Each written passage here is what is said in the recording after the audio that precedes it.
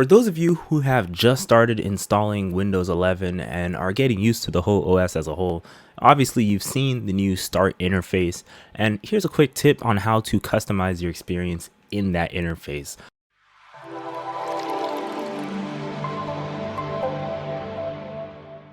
So going into it, you can go into your Start interface or your Start button, and you can search for settings or just click on settings right there.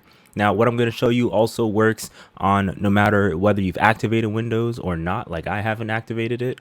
And then next thing you want to do is you want to go up to the settings in the top left corner here, and you want to search for Start. Then you're going to go down to Start Settings. Now you're going to see a whole lot of options here that lets you customize your Start experience. So this show recently added apps to Start. If I check it off and I turn it on, you'll see that what changes is recently added apps that I've added to my computer, such as Quick Look, Chrome Canary, Disney Plus, and so on. If I uncheck it, obviously those apps go away and it just shows documents, recent documents that I've opened. You can also show most used apps, and then you can also show recently added items, recently opened items in Start, Jump List, and File Explorer.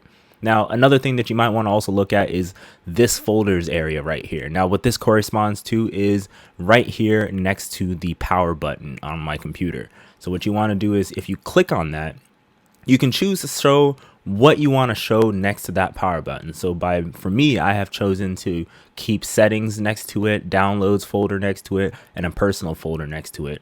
But you can choose whatever you want. Even if you say you want your photos or your videos or your music on there, you'll see that music is now added there.